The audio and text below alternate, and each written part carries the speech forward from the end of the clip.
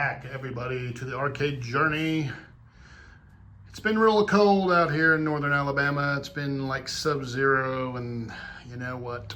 I haven't been very motivated to do a whole lot. But here the other day, one of my people called me up, and one of his people had this machine sitting in their garage, and it was broken.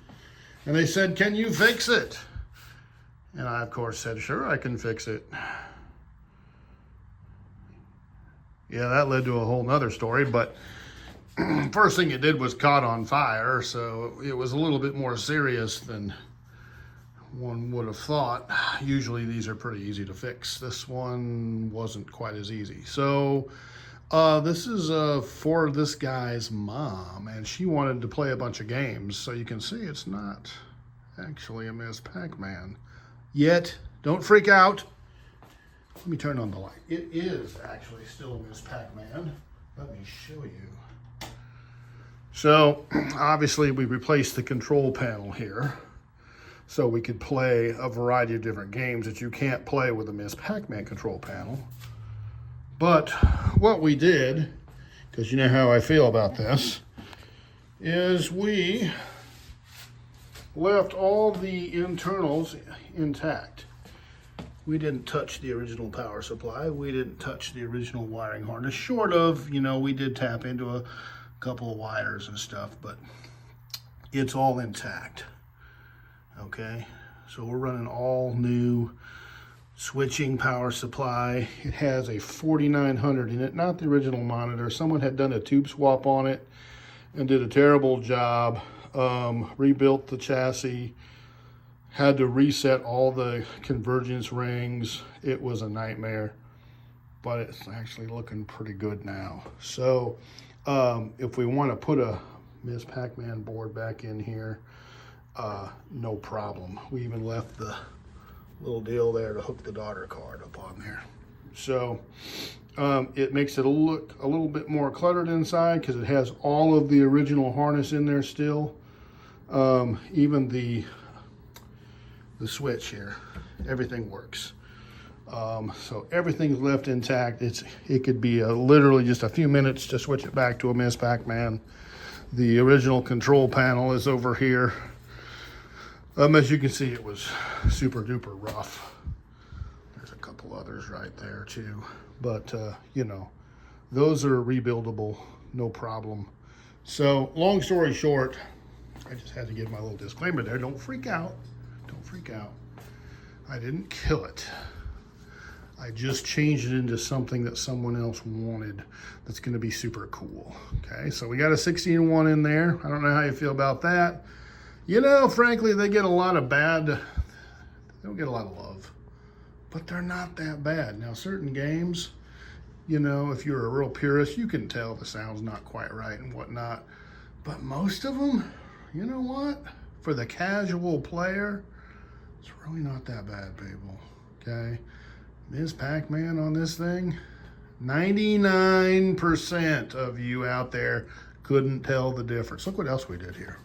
Okay, we got a brand new bezel on it there. Brand new Ms. Pacman bezel from, no, not Phoenix Arcade. I bought that at, having a brain fart, people. Can't remember where I bought it from. Down in Florida. You know where it's at. Twisted Quarter, those guys. Yeah, and I think I got the control panel from Twisted Quarter too. Groovy Game Gear, Dominic's 4. This is a 4-way Groovy Game Gear Dominic's joystick. Really, really works good. Pure leaf switch. It really does work great, people. It really does. So yeah, so that's all going downtown.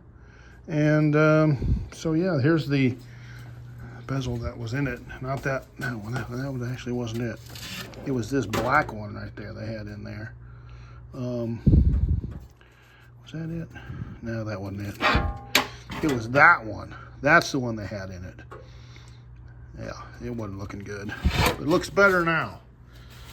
So yeah, it's pretty sweet. Got it all dialed in, ready to go. You guys want to hear something? This is crazy. And I never, unless I saw it myself, I wouldn't have believed it. Like I said, it's really cold out. And so, and it's out here in the garage, and it's pretty cold. It's like, 40 maybe in the garage. And so the 61 board, you can switch the settings in it. You can put in different dip switch settings and like turn games on and off and do all that. Turn the sound, the track mode sound off, all that stuff.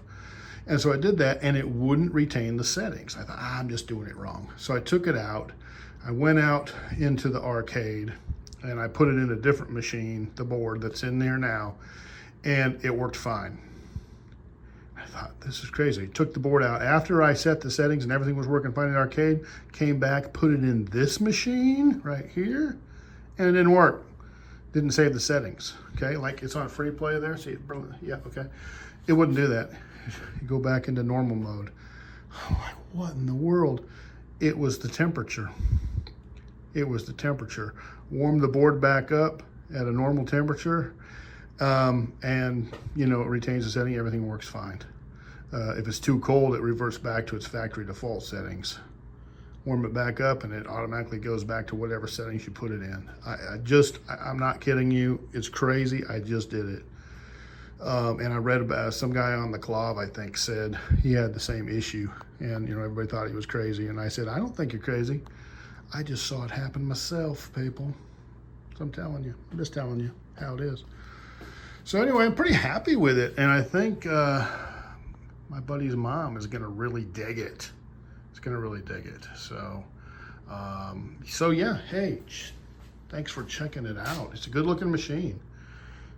Survivor, yeah, totally preserved on the inside, so we can turn it back into a absolutely all OEM Ms. Pac-Man down the road if we want to, okay? But right now we can let it run just like this. It'll be super cool. So thanks for checking it out. Take care of your people wherever you are and whoever you are. Thanks for being on the arcade journey. Look forward to seeing everybody back on the next video.